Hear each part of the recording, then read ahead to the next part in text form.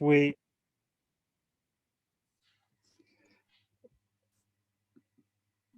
are recording, as you can see, and tonight we are looking at fees and scholarships. My name is Andrew Morris and I'm on the UWC GB National Committee. I do selections and promotions, and with me tonight I've got various people, and we'll introduce ourselves first, and then we'll make a start. We'll have a chance for questions as we go along. So feel free to put those in the chat, and we'll aim to answer everything that that you ask us. Kinga, would you like to start us off and let everyone know that you're there, and tell them a bit about yourself if they haven't met you, which would surprise me. Of course. Good evening, everyone. Thank you for joining us tonight. I hope the weather is lovely where you are and you're still enjoying the summer break. My name is Kinga. I am the selections coordinator for UWC Great Britain, and I work with all of our candidates applying to UWCs worldwide through the National Committee of Great Britain. I'm originally from Poland, and I was selected by the National Committee of Poland to attend one of our schools, and I went to UWC Mahindra in India and graduated a long time ago, because in 2004, and I've been involved with UWC ever since. I've been working for the Polish National Committee for about 10 years, and then I joined British National Committees 5-6 years ago. So I've been around a lot, and also if you guys are applying, or if your young people are applying, I'm usually the face behind the emails that you receive from the selections team. So it's usually lovely to know that there is a real person behind the process and it's not everything just automated. And we've got two parents with us as well. So I would love you to also meet Sam and Stephen. So Sam, do you mind going first? Yeah, I'm Sam. My son Jed is off to Kambala, Waterford in Eswatini, just above South Africa, in January. We just got all of the paperwork through today, which is really exciting because it's the Southern Hemisphere. So yeah, he's off in a few months, and we're in Swansea in Wales. Thanks. Hello, I'm Stephen. My son Evan is off to Atlantic College in Wales in a couple of weeks. Actually, we're getting rid of her much sooner than you, Sam. And we're also in Cardiff, actually, in Wales too. So we've got a very different journey from Sam and Jed. You know, we've got one going just down the road, as opposed to the other side of the world. But I think I'd confirm, and Sam would confirm, you will get to know Kinga very well. She will become a member of your family. You will be spending dinners with her. You will be having lots of calls with her. We've went through the process 2 years. So Kinga done an awful lot for us. So yeah, it's good that you know who she is, because you will have her on speed dial some of the time. So yeah. Thank you, Stephen. Thanks, Stephen. Another signed up member of the Kinga fan club. There's an awful lot of parents and students out there that are fully paid up members. I first met Kinga when my son went to UWC Pearson in Canada, and she was tremendous and helped us as a family through all sorts of things. So that's the reason that she's going to be answering a lot of the questions tonight, but Sam and Stephen will also be sharing their experience, and I dare say I'll probably be sharing some of mine. Kinga, why don't we start with, I suppose, the burning question: how much does UWC cost? And we're talking sort of, you know, the various college fees. So if you could start us with that, please, that'd be great. Mm-hmm. Of course. So for those of you who are joining us for the first time, just a very quick kind of background that United World Colleges are generally private schools spread around the world. There are 18 of them in 18 different countries around the world. And while some of our colleges do get a little bit of local or government funding as other state schools, the vast majority of them are fully independent, funded privately through parents paying fees and our various donors and various organizations that work with United World Colleges and believe in the cause and believe in the UWC mission, and therefore support us financially in a very significant way. So, but unfortunately, as these schools are private, they are not free in general, and there are fees associated with each college. These fees will vary depending on the country that you are going to, or the country where the college is located, and also depending on what is included in the fees. So our most affordable school is around £15,000 per annum, and the most kind of expensive school is around £40,000 per annum. So the spread is quite significant. And when we're looking at countries where living costs and wages are lower, that's where the fees will also be significantly lower. Schools that are based in countries where those expenses are significantly higher will be proportionately higher. And don't worry, you will be shared if your child is invited to the assessment stage. So after submitting an application form, we will be sharing a list of all fees with you ahead of making a decision which colleges you want to consider. And we will also be sharing a list of any kind of additional costs that you should be expected to cover, or that you should be, at least in principle, kind of penciling in that they may or may not come your way. Hi everyone, I just wanted to quickly introduce myself. I had some issues connecting, but I'm actually the one hosting the webinar, but Kinga was so nice to take over that job for me. So thank you, Kinga. But yeah, I'll let you guys continue where you were, Kinga. Good to see you there, Marlene. Kinga, have you said what you want to on the first question? You happy for us to move on, or do you want to go back to that, to any aspects there? I'm happy for you to move on. Okay, right. So the next question that we're going to address is what proportion does the National Committee cover? Because we do have an awful lot of scholarships. These are need-based scholarships, and Kinga's going to tell us some more about that and what you can expect from the National Committee and how that compares to what the individual will pay for a college. So Kinga, if you'd like to take us away on that one, please, that'd be great. Thank you. Of course. So the majority of the funding that we have at our disposal comes directly from the colleges and the various donors that work with our colleges.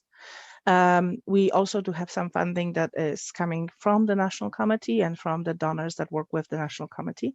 So it's a little bit of a mix. And there isn't one kind of rule on how much we cover. Every single person that applies for financial aid is kind of looked at individually. We really do look at each family individually. We will work with the parents to determine what it is that you can afford to contribute towards UWC fees. And I don't want to say that, you know, you're going to get a set proportion of your fees off, because, you know, if, for example, you can afford to pay hypothetically 20,000 a year, that means that you'll be paying full fees for Adriatic, but you'll be getting 50% for China. So it's not like it's a fixed proportion, but we will look at how much you're able to pay. And regardless of which college your young person ends up going to, this is the amount that you will be asked to contribute. And there will be adjustments for flights and visas and other things. But in principle, we aim always to give you an offer that is, we're looking at how much you can afford and not the percentage of the scholarship that we can award. And that is kind of the key, that it is all around each family's financial abilities, and the whole process is centered around analyzing what a family can and cannot afford, and how all of the kind of other expenses are factored into that equation. I don't know if Sam or Stephen would like to add anything to that.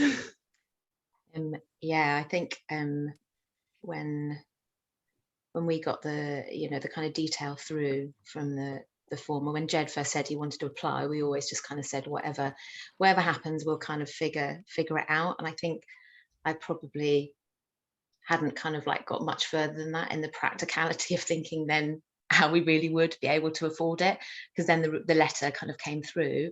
and I'm very happy to share. So the total that we have to pay for Waterford is just over 35,000 for 2 years, and the bursary was 11,500 approximately from the national committee there. So that was a bit like, oh, how are we going to pay that? You know, it's like I work part-time, my husband's an acupuncturist, you know, we're not kind of like, we haven't got loads of money, but it has been kind of a bit of a heads down and going, right, how are we gonna do this, especially with cost of living going up. And but I do quite like a bit of a challenge, and I think that's how I've seen it. And as soon as we found out that Jed had got a place, we opened up a savings account, and it's just been from day one, a percentage of my wage each week, each month even, just goes into that account. And the same with my husband, and then we used a bit of savings as well. So I mean, it's different for everybody, but that's how we worked it out.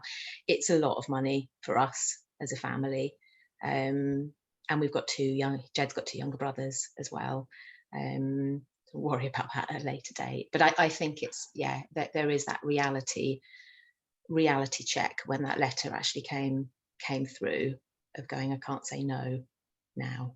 But I think there were some changes. I think there was one young person who'd applied and couldn't afford to get to a college, and then I think there were some changes made, and they were then able to go to a different college that was more affordable for them. So all the way along, there's definitely been that sense of, there is an amazing amount of support behind the scenes from, you know, King, Andrew, Marlene, and the wider team to really help support with that. Stephen, I don't know what it's been like for you, kind of with from your perspective.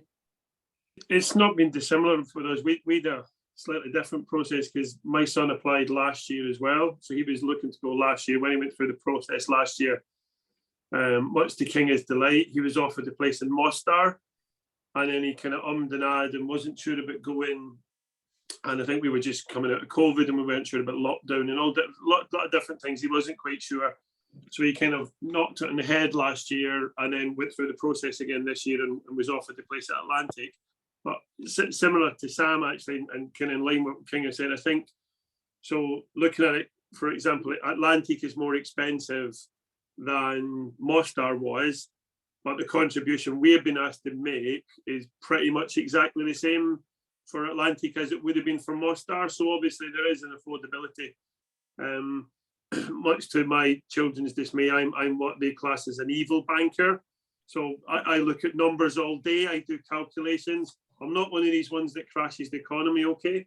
But I do look at numbers. So actually, when we had the financial thing, and Sam will have gone through it as well, you go through the, you know, what do you spend on this? It's actually quite a good exercise, because you realise yourself, God, I didn't realise we spent that much on that. And you know, we need to get the kids to switch the lights off every now and then because we're spending, you know, and all of those things. But it is actually quite a good assessment, and it comes out with, I guess, what it's perceived you can afford. Our numbers aren't that different from Sam's, actually.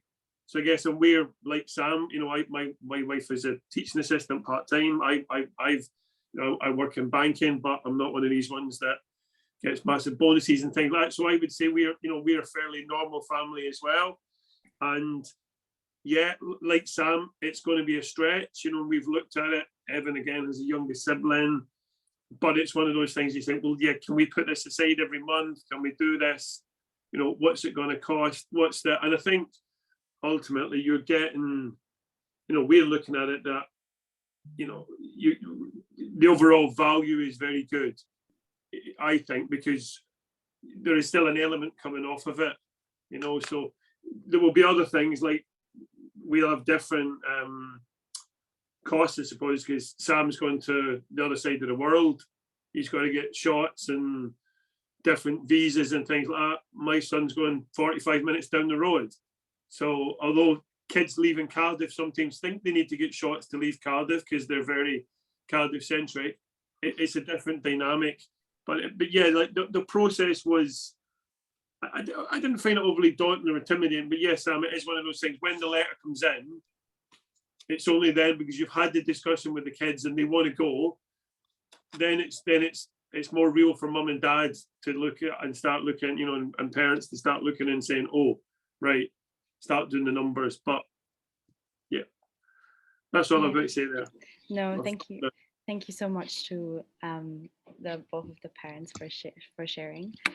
Another question that people might have is about more hidden costs like pocket money or travel expenses. Kinga, do you want to say something about that? And we also ask both Sam and Stephen to share their experience with that.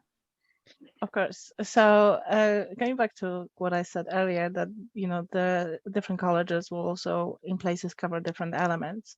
All colleges, all fees cover all of your cost of education, room and board, and any kind of study materials that you may need, such as textbooks. Now, our colleges may have additional trips or like study breaks that are called project weeks. Some colleges include those in the fees, others will ask for those to be paid extra. And you will have the information about what is included in each college. For all colleges, parents are responsible for travel costs. So that is something that you will need to factor in. In some cases, it may be a short drive or in some cases a train ride if you're in Europe.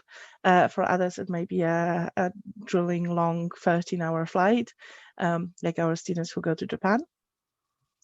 In addition to that, we need to also consider things like cost of visas, things like cost of any additional vaccinations that you may need to take, particularly if you're going to a school that is either in Asia or Africa. I'm looking at Sam, because you may be asked to take additional shots that are not part of your kind of mandatory calendar of vaccinations. So some of those can be done on the NHS, others unfortunately have to be paid for out of pocket. And again, we try to monitor that on our end and factor it into kind of the total kind of cost of colleges. Another thing that is really important to consider is health insurance. For some colleges, that is again included in the fees. For others, you need to think about health insurance separately. For other people yet, a lot of families get an additional health insurance in the UK that covers things like repatriation in case of an emergency or a serious accident. Knock on wood that never happens. And last but not least, pocket money. Whilst students do not usually need much pocket money because colleges provide almost everything that they need. All they really need to buy is stationery. But it is important that if you go off campus and you go sightseeing, that you can actually go and see something, that you can go and try a local restaurant rather than only rely on a canteen, or that you can just get a couple of souvenirs and bring home when you come back. So pocket money should also is something that is on the parents as well. Different colleges recommend different amount, but it's usually between £500 and £800 per annum, depending on the college you go to. So that's recommendation by the colleges. And I know many students who didn't spend that much, but there are others, of course, that tend to go a little bit higher than this as well. So it really depends on what your young person is spending. But I guess on that also what is important to remember is that this may be the very first time for your young person to use their pocket money to buy personal items, such as shampoos and soaps and personal hygiene items, because for most families up until this point, that's been part of the family budget and kind of magically appeared in the bathroom and it's just always there. And for the first time in their lives, they have to actually worry about having a shampoo and their own soap or their own shower gel, and that will be coming out of the pocket money. So it may be a little bit of a surprise at first to the young people embarking on the very, very first, for most young people, on the very first kind of adult journey and first kind of tries of independence. So your pocket money will be spent mainly on those kinds of items. And again, these amounts vary from college to college. And if once you're going through that process, we will be having a lot of conversation about more details and explaining what is the cost structure for each individual college. And that is when you kind of think about the total cost of UWC, we always think about fees plus all of those additional costs that need to be factored in. Great, thank you so much, Kinga. Sam and Stephen, if you want to say something to that topic as well, feel free. Yeah, I mean, in terms of, again, I end up, now I'm thinking about it, I kind of feel like I've been like I was a little bit naive when we put in the application, and like Jed was like, oh, I've sent it off now. And because I think I'd always just sort of thought he would end up, if he got a place, one, you just don't know, because the standard's so high, whether they get a place. Then if he did, I think I just thought, oh, he'll probably just end up going down the road, and he'll just be like 45 minutes away in Porthcawl. And so to suddenly go, oh, it's the other side of the world, that again, it factored in all these other bits and pieces that we kind of, Kinga had, in all fairness, Kinga, you totally said all of this to us as well. So the flights, yeah, as you said, insurance, Jed has just started having his vaccinations, so he's got to have Hep B and rabies, because we had travelled some years ago abroad. He'd already had typhoid and Hep A, so that was fine, but because of the area, and he may end up travelling and doing bits and pieces, he needs to have Hep B and rabies. So we've had to travel, well, he's been travelling by himself now, to Cardiff to have that done at Superdrug. Travel place, lovely lady there, really recommend her. But again, that's like 60, 70 pounds for each one of those, and he's got to have, I think, 3 Hep B and 3 rabies, can't quite remember.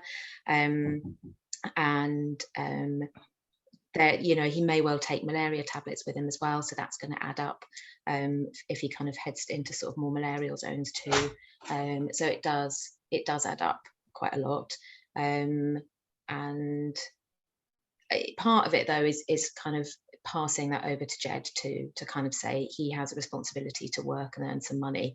So that's a big part for him. We've given him a kind of a total, saying you need to buy your flight tickets, 2 flight tickets to South Africa and back, and pay for your travel there. So that's his aim at the moment. He's also paying for quite a lot of his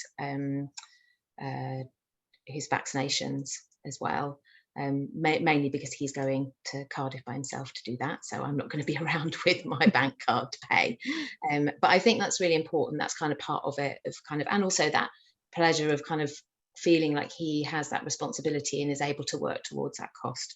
But yeah, it can add up. And also just things like if he wants to travel a bit when he's over there, and kind of go to different countries, and also if we want to go out and visit him, that's, we're a family of 5 including Jed, so that in itself is going, oh, can we afford that? That's going to be a lot of money too.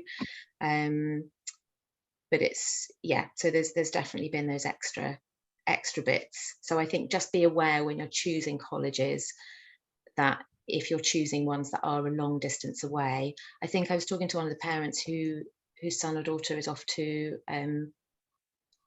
is it Hong Kong or China? I can't remember, somewhere. And anyway, the price of the flights was so, it was considerable, and probably double the price that we're paying for Jed to get to South Africa. So, maybe kind of double check those bits before you tick all the boxes. Thanks. And yes, admittedly, Jed is also the only one who needs 2 visas. Yeah, thanks, Matt King. I haven't even looked at the price of visas yet. I don't think those are the most expensive ones, though. No, but you do need he will have a thick folder of paperwork for South Africa. Yeah, definitely. Stephen, do you also want to say something about additional costs and your experience with that? Oh, I think you're on mute. You have to unmute. Press the wrong button to get myself off mute. You think I know how to do a Zoom call by now? Yeah, again, ours would be different from Sam in terms of all those additional expenses. It was something we factored into with the different, colleges that were on the list. Having said that, Evan still didn't put down a list of 7 or 8, and we including Pearson and USA. By the way, anybody that's USA, it's not that Las Vegas airport. It's a different. There's 2 Las Vegas. Because I thought, well, if Evan goes to Las Vegas, that's quite good, because I can have a week in Vegas. There's 2 Las Vegas, just so you know. But we looked at all those things in the round as well, and that would be something that we'd have to think about.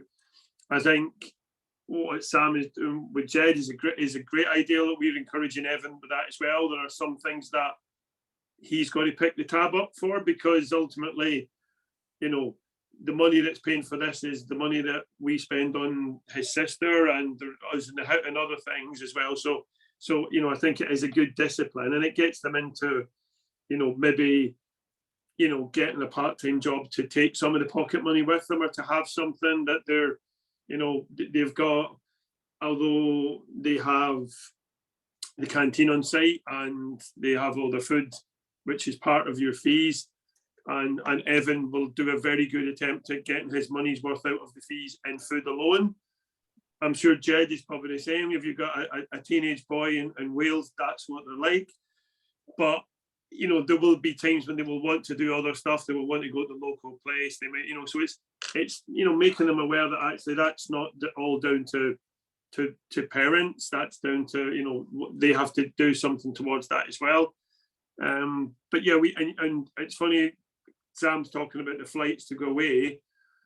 You know, if they want to travel, we're already getting the other thing now, because now that Evan is going to Atlantic and he started getting in touch with other students that are coming to Atlantic from all over the world, he's already making plans for the next trip. Is going to be, there's one to Sweden lined up, there's one to Venice lined up, there's all of these trips.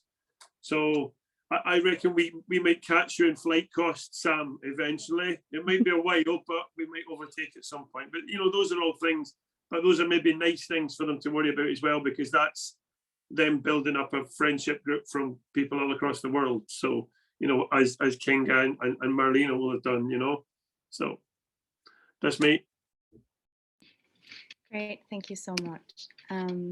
Yeah, so it's kind of, as we've heard, very individual and depends on the college and the plans of each student. Kinga, can you explain maybe how the means testing works in a bit more detail, and also what happens if, you know, as Sam said, if maybe someone gets an amount proposed to pay by the National Committee, but they can't really afford that? What are some of the processes for that? Of course. Yeah. Of course. So for starters, every candidate who applies for a national committee can apply for financial aid. If you're applying through other routes, then financial aid is not available. So if you think that you may require financial support, you have to apply through a national committee. And again, if you're eligible to apply through the National Committee of Great Britain, then you apply through us. If you're a resident in a different country, then please check with your local national committee. This is really important, because national committees are pretty much the only bodies that administer funding within UWC movement. There are a few exceptions to that, but they're very kind of few and rare. So make sure that you apply through a national committee if you require financial assistance. And the way means testing works is that when your child is invited to the assessment, so kind of the last stage of the interview process, in their application portal, they will basically see their financial aid application, and that financial aid application should be filled out by parents. So it works the same way as the parental consent. That is kind of, you get a link, and then you get an email, and that email you get a link to that form. The whole application has to be done online, and it has a lot of questions about your income, your assets, your expenses, kind of your annual budgets, and how much you spend on various things. We will also ask you to provide evidence of your income and savings and kind of major expenses. So it's very similar to applying for a loan or a mortgage. It's a similar level of detail, or similar level of kind of information that we are asking. In some cases, if there is something that we still kind of have questions or something that isn't clear, we may come back or ask for some additional documentation. In some cases, we will have a conversation with you. If your situation is a little bit more kind of unusual or complicated, then we will basically have additional conversations with you. And we look at the total kind of picture of your family income and your family outgoings, and you look at every family individually before assessing how much a family can contribute. And movement-wide, we use the same tools and the same calculators. So if you are, it doesn't matter which kind of national committee you're applying through, you should be getting the same kind of offer financially, regardless of which country you submit your application through, if you're eligible for more than one. So that's also something that is universal movement-wide. We all use the same tools, and we'll come up with kind of the same ballpark figure. And we also kind of understand that unlike with universities, the responsibility or the financial burden falls on parents, because at university level, when the child is already 18 and grown up, they have access to student finance and kind of external funding that is under their own name. In high school, that's not possible. In high school, you cannot get a job, you do not have a work permit for any of the countries that you're going to, you cannot get a part-time job to kind of contribute towards your pocket money or fees while in college, because they wouldn't have the time for it, quite frankly. But most importantly, if something was not to go to plan, the kids cannot take on that financial responsibility. So we are very careful about making sure that those offers really fit with your family circumstances, and when we think about it very carefully. And I'm also very briefly going to address one of the questions that came in the Q&A section, because it is related. The offers that are available and the offers that we make vary from 100% contribution and no funding at all to scholarships that cover fees, full fees, travel expenses and pocket money. So there's still a full range of funding available depending on your family circumstances. And this year we do have two students who received offers that actually cover all of the additional expenses, including travel, vaccines, pocket money, and so on. We have quite a few where all the fees are covered, but parents are responsible for travel. And then we've got a range of offers anywhere kind of in between. And for British students, about 80% of students receive some level of funding. So there's a very kind of wide range of offers that are being made, but all of that is dependent on individual family circumstances. Can I just say in relation to that as well, when we had the sort of weekend catch up a month or so ago, talking to different parents, and I don't know if you found this, Stephen, there was a real sense that everybody was kind of financially in the same boat, even though everybody had different incomes coming in terms of how people were stretched financially. Obviously, it's different for global selections, but through this selection process, the GB committee, it felt like we were all kind of just stretched just enough. It was kind of like, it's hard, but it would be hard if you were on a much lower income. It would be hard if you're on a higher income. And again, I appreciate cost of living and stuff like that. It's very different now, but it felt like there was those things were quite equal when you actually boil down to it. Everybody was like, oh yeah, that's going to be a bit of a stretch, but we can make it happen. And Stephen, do you want to add anything? Yeah, I just echo what Sam said. I think the assessment of it, all joking aside, having worked in banking and seen how credit assessments are done pretty much on my life, it is actually, I think it's looking at it, I look at what we've been asked to pay, a similar number. I can't remember the exact number, to be honest, but it's, I would like if it was less, but that's life, isn't it? We'd all like everything to be, but looking at it, it's affordable, but it's not something that you've got in your back pocket, so it's not like your spare slush fund. It's something that I think most people that are there, but I think there is, from what we hear and from what we're aware of, I know of a student locally here actually who's just who's just finished 2 years at UWC, different financial position from ourselves, and they had a full scholarship, and so they went in, so they did have the full 100%. I think was when the question was asked, they had that full scholarship to go into. So it is available. I think it is looking at people. It's a bit like some of the things we talk about at the moment with the cost of living. If everybody's going to get £400 back or something, do we give £400 to the people that are worth 10 million?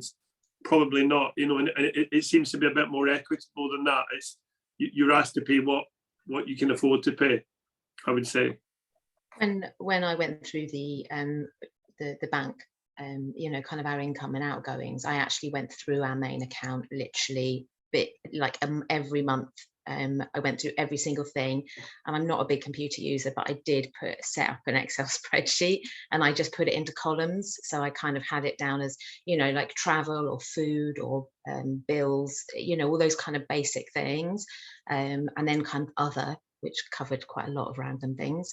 And it was, as Stephen said earlier on, it was a really useful thing to do for us as a family, to kind of assess how much we spent things on and what could we kind of like reduce things.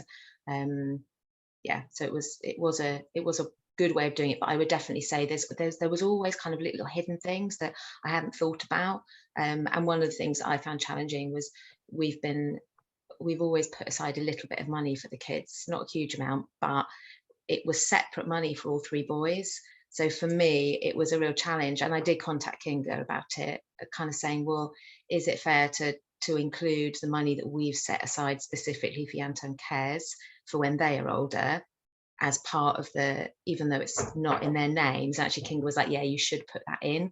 So that went in, even though that actually is going to be, that's all in one account, but it's kind of set aside from our personal banking as a separate thing for them when they're a bit older. So that was a bit like, oh, okay. But I just felt there had to be that level of honesty. And also for me, there is a thing of going, if we're privileged enough to be able to, you know, be pushed, but be able to afford the amount they've asked us to spend, it is amazing to think that that opens up opportunities for other people to get the bursaries and to appreciate and to experience it from, you know, who might not be able to otherwise. So yeah, it was, from a slightly selfish perspective, that kind of made me feel good about it. Thank you, Sam and Stephen. A thing I also wanted to add is that if you feel that the offer you're getting is not affordable, then you have every right to appeal it, and you just need to contact us as soon as possible, and we will discuss your options.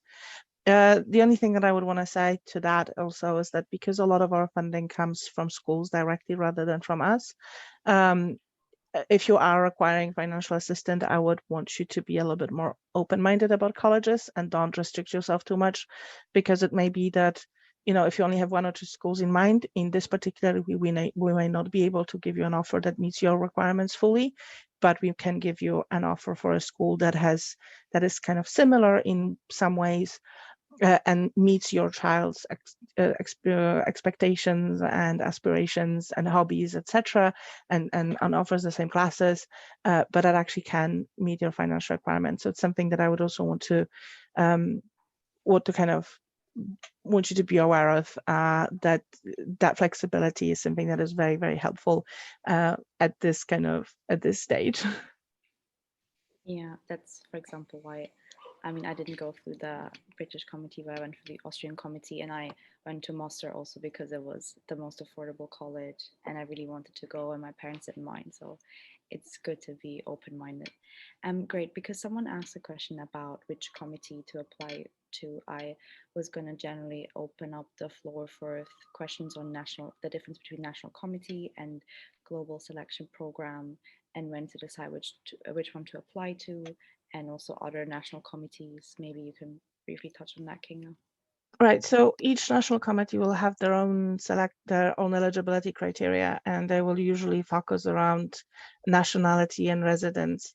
So if you want to apply for the GB National Committee, you need to be either a UK citizen, regardless of where you live in the world, or you have to be a UK resident and have lived in the UK for at least 3 years prior to joining UWC. So, you know, if you've moved to UK, if you're not a UK citizen, but you live here and you're applying for 2023 entry, then you should be living here since 2020, basically.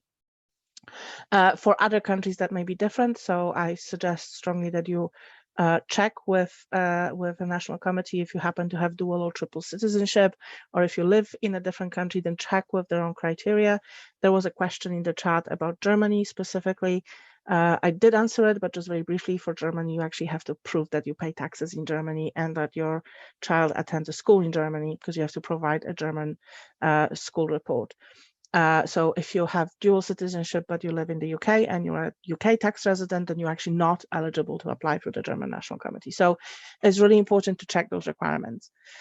There's also an alternative route to apply, which is called the Global Selections Program, and it's a route that is managed by our central international office. And it's a route that is working on a bit of rolling basis. So you apply and you find out the outcome of their application in about 2 months from your application. And it's open until much later, but it also opens in November. It's not available yet. This one is only for candidates who can pay full fees, and there's no funding available for Global Selections Program. And it also is the case that not all colleges participate in Global Selections Program. So there are a few schools that do not offer places to students who go via that route. So if you're interested in a specific college, first check whether they're available through the National Committee and or the Global Selections Program. If you're undecided which route you should take or which route you want to take, and if you're wondering about how the assessment works in both, then please contact us directly and we will be happy to discuss your options and recommend the route that would be more suitable for your situation in more detail. Great, thank you so much, Kinga. I think one of the last questions I have on my list is how coronavirus, I mean, even though it's kind of going a bit better now, might impact funding opportunities or also attending schools. If you can just briefly touch on that. Yeah. I mean, I think, you know, touch wood, again, we are largely through the kind of issues around or challenges that were posed by coronavirus pandemic. Travel and visas have been resumed to most of our schools and most countries. Only China is still kind of blocking all foreign citizens to enter, and student visas are still not being issued for China. Although I heard that that's changed about a few weeks ago, but I'm not 100% sure. For all of our schools, we had students who successfully received their visas and are able to travel. All of our schools are now open and in full operation, including all of the off-campus activities and community activities, travel opportunities, locally within the countries where schools are located have reopened. So while there are still some precautions in place and there are still some tests and vaccinations that are required, it largely coronavirus no longer affects UWC schools as much as it did over the last three years. In terms of kind of other things, we of course are very much aware of the cost of living in the UK going up, and this is something that will be factored into the means testing process going forward, and we will be taking that into account in our kind of calculations and estimates of kind of affordability for our families. But in terms of kind of other events, as I said earlier, because people who go to high school are not self-sufficient and financially responsible for themselves, the financial responsibility for them falls on the parents. So we always work with our families, again, more individually, on finding the best way to protect themselves should something happen. And if we have a situation that there's a fluctuation of currency exchange rates, there are insurance packages that protect you from that. And we are working with families to kind of recommend who should or who shouldn't get that kind of insurance. We always recommend that you look into either fees insurance or income protection insurance, and you include your college fees in your insurance package. You know, if you feel like your situation, your job situation is unstable, or if you're working on a contract basis and you do not have a fixed salary, then it's always a good idea to have a little bit of a cushion. And we do have a guide to those instruments that are available on the market, and we're working with our parents on advising them what is a good option for them and looking into those possibilities on the market.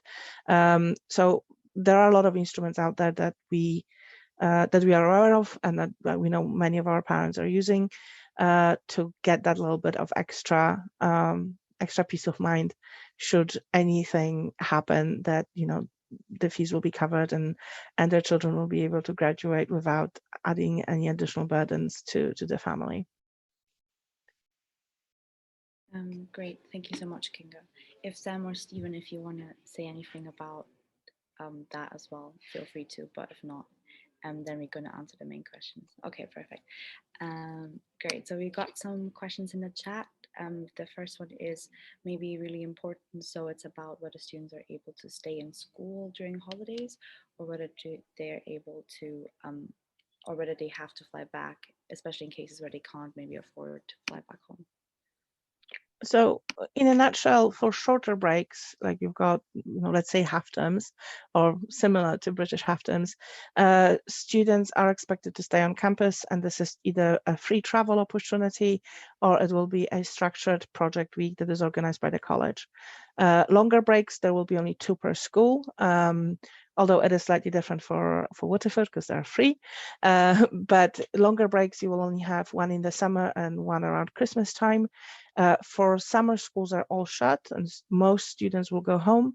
For Christmas, that really depends. A lot of schools remain open or have limited provisions for students who stay on campus. Other schools will have host families that you can stay with. Many students who don't want to or can't afford to go home will just stay with friends in the country where they are, or will use it as an opportunity to travel.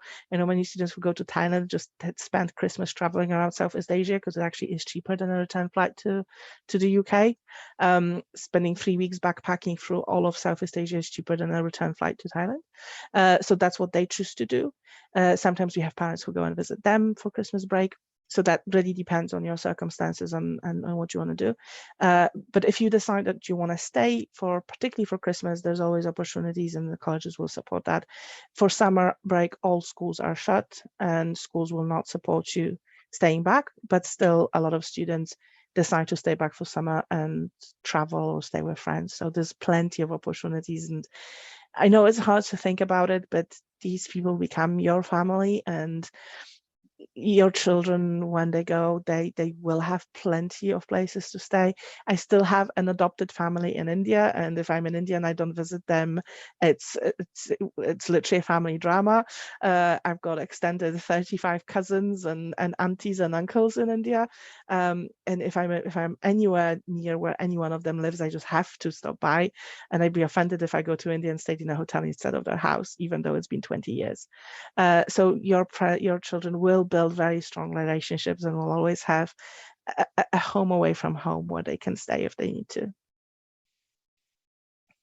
And you will also become that for international students in the UK, trust me.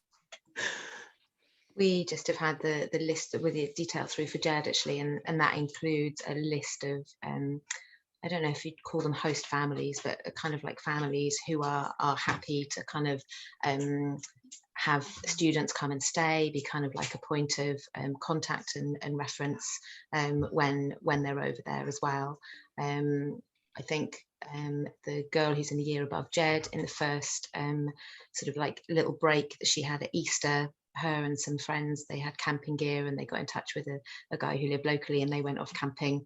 And so I think there's a lot of young people kind of take, like you said, Kinga, take advantage of the kind of different space that they're in and do different things. Sorry, Jed's just come in, there's dancing on the other side of the screen. It's very exciting. You can come in and say hello. Yeah, you can come and say hello. Yeah, so I think there are the lots of amazing opportunities to kind of like for young people to do things, and it feels really good to know that even on the other side of the world there's going to be people that will be looking out for him.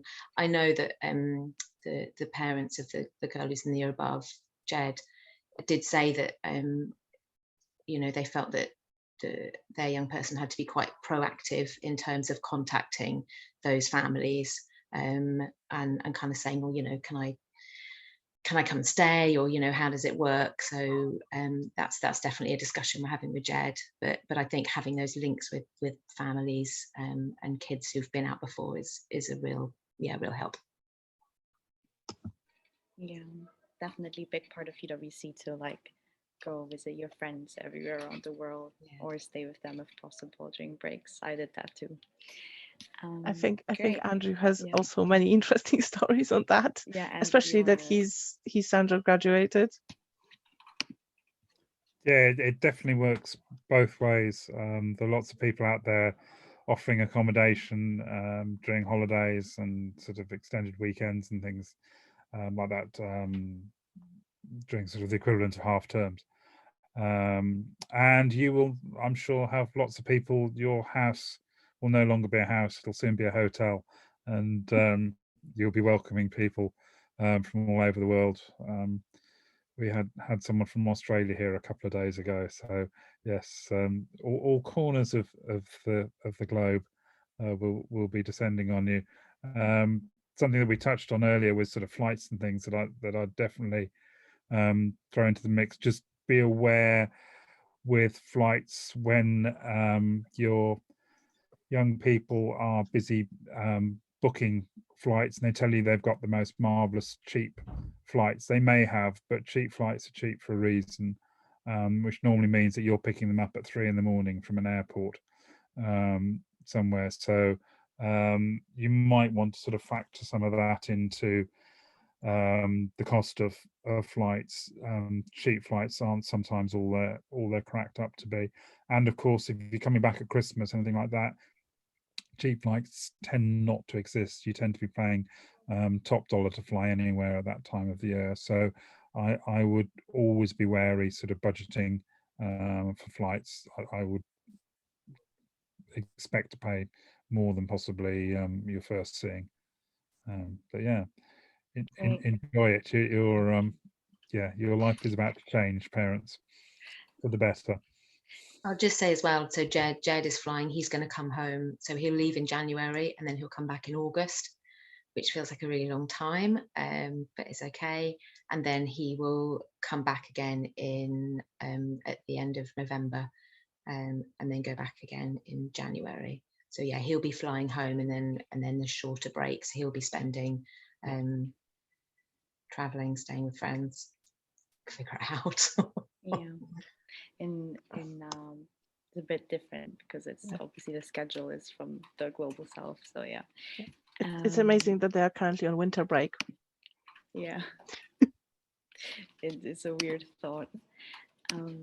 Okay, great. So then we got the question that we usually get a lot is how many applicants do we get per year, and what ratio to spaces available, which is obviously difficult to answer. But Kinga, if you still want to give some numbers. Yeah. And it is a difficult question because we do get a couple of hundred applications. Globally, roughly 1 in 8 candidates is successful. With us, with the GB National Committee, it's not always the case. We are very, very privileged that we can offer places to all students who perform well in the assessment. And we don't really have a cap of places. And just an example, last year we started our process with 41 places around the world, but in the end, we nominated 52 students. And we it wasn't challenging for us to find additional 11 places.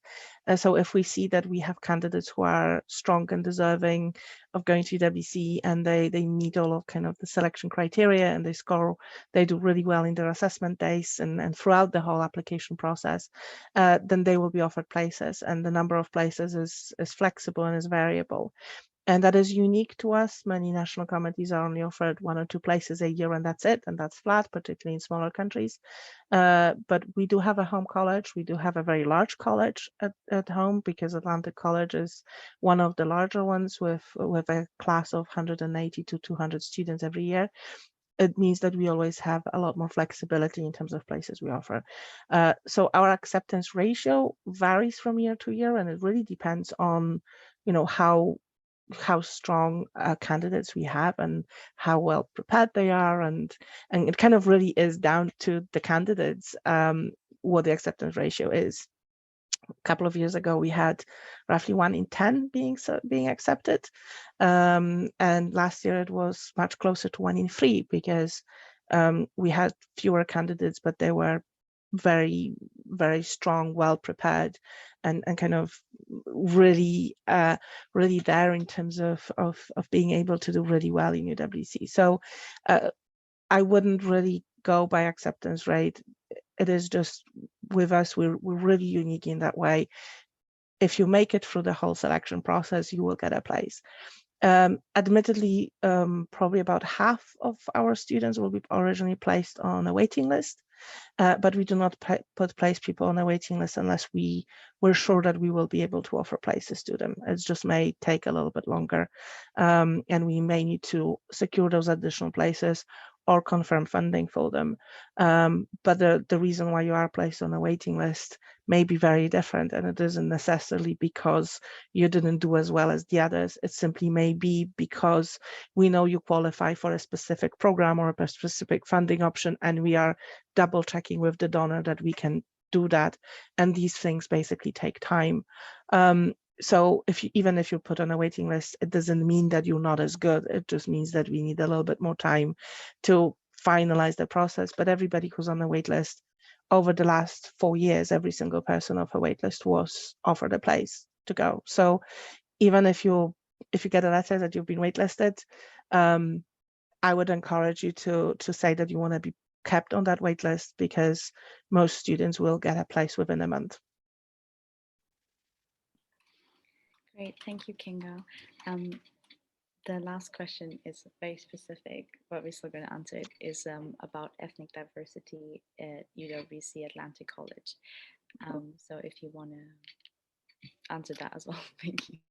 Well, so like I said, UWC Atlantic is one of the largest schools, and they've got 180 students per class and 360 students on campus at any given time. And they've got students literally from all over the world. Whilst the proportion of students from various countries and continents varies year on year, overall, they are one of the schools with the largest, with the most diverse students and the most diverse backgrounds. And also what we see in recent years is that a lot of students who apply to UWC are already, a lot of students who apply to UWC are third culture students and have dual citizenships and mixed ethnic backgrounds. So it is also really hard for us to say, how many students come from different backgrounds, because many of them will tick more than one box as well, which is absolutely beautiful and phenomenal to see that amazing diversity of students on campus. But Atlantic, given its size, given the size of the student body, is in fact one of the more diverse schools and gets students from more countries than most of the other colleges, simply because if you were to offer one place a year to each country, for schools that have only 100 students, you're only covering half the world. For Atlantic, you can actually, make one offer to every country on the planet. So Atlantic has a very, very diverse student background, and I would not be concerned about that at all. Great, thank you so much. Okay, I think that was all the questions we got. I just answered one in the chat as well, which was about what UWC students do after the IB. But if you quickly want to say something to that as well, and UK uni admissions, that would be great. Yeah. Of course. So we're actually trying to follow our students a little bit and know what it is that they do after they graduate. The vast majority of students end up going to university and pursue a higher education degree. I think about a third will take a gap year and take a year to do some volunteering, get some work experience, travel. Many students opt for things like a semester at sea and just getting a very different experience. But then they will still enroll in a university a year later.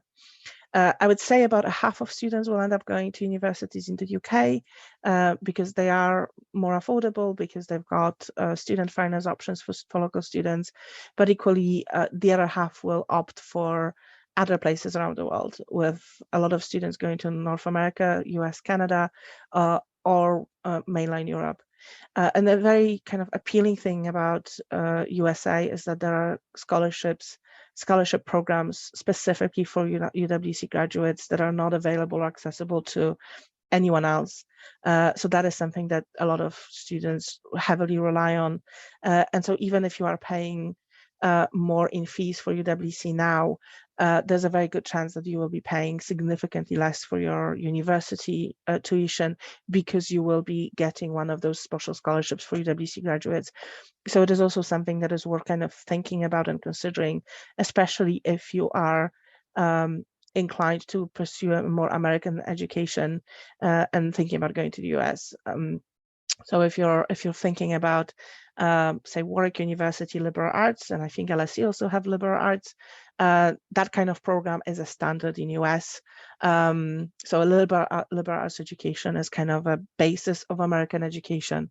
And so if this is something that your child is thinking about, then US can be a better option. If on the other hand, you're thinking about something more like engineering or medicine, something that is far more strict and structured, then a lot of students opt for UK because those programs are far more established and kind of planned than in the US. But students who are looking at liberal arts education or who are undecided, they opt for US. So it's something worth considering. But we do have one student who will be going to Poland this year for university because she got into a film school and she wanted to study film. And one of the best film schools in the world is in Poland. We've got another one who's applying to a school in Hong Kong, and we've got another one who's waiting for results from Japan.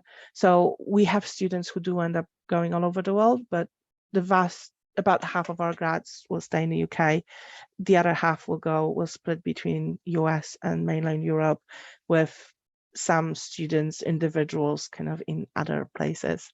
I myself was applying to South Africa for university, for example, just because I could.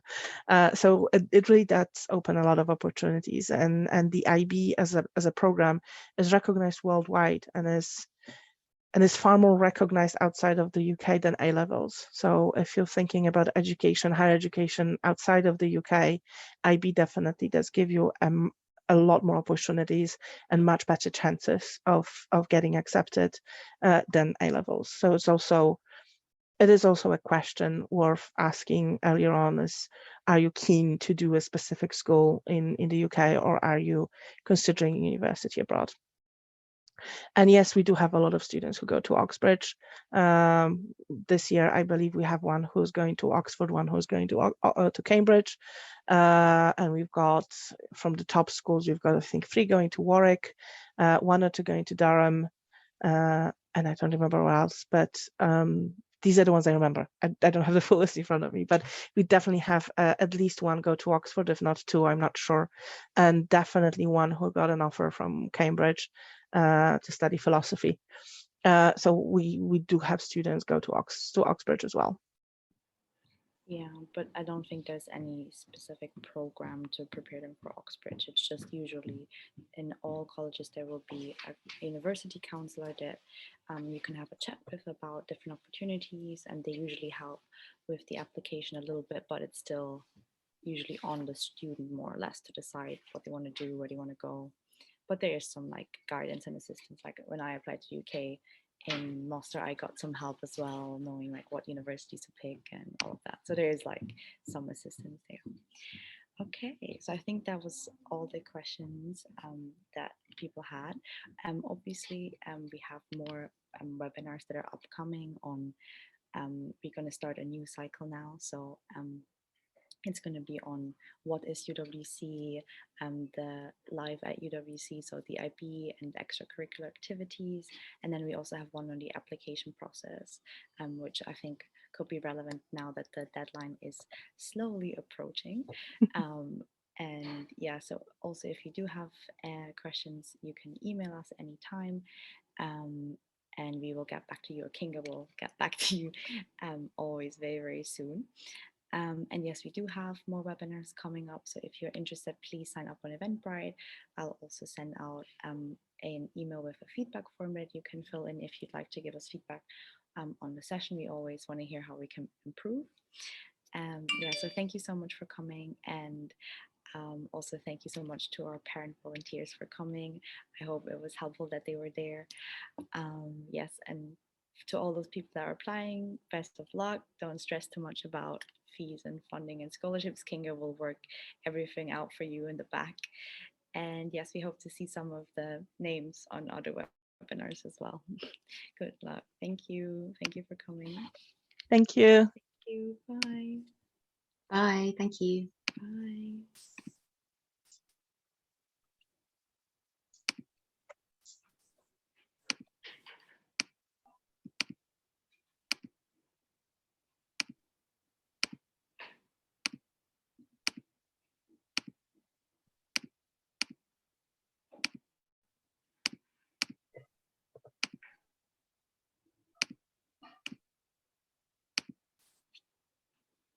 Okay, so everyone's out. Thank you. Went really well. I hope everyone thinks that too. Anyone want to say anything? I just didn't realize we also had James Duncan in the attendees list. We should have pulled him as a speaker because he's another one of our new AC parents. And I only kind of realized now that he was there. Why did he come to the webinar? I have no idea. I didn't know he was coming. I didn't kind of email him to ask for him to come. So I was a little bit, and I didn't know he was there. I just saw him now as you were checking people out. Yeah, I need to email him. Because Aidan was in Cardiff yesterday. I think he was travelling back through Wales. So Evan last night said, "Oh, Aidan's in Cardiff. Myself and Neve are going to go meet Aidan." This was about like 6 o'clock last night. I said, "Why is Aidan in Cardiff? He lives in Coventry. No, no, be coming through, and he's only got 2 hours. We need to go now." Like, okay, mad time. So, yeah, they're already making plans and catching up. And yeah, so nice. Okay, that's amazing. I have to pop off, but please feel free to stay on a call for a little chat. Thank you so much for coming again. Thank you. Good luck to both Cheers, of your Marlene. students. Thank you. Bye. Thank you.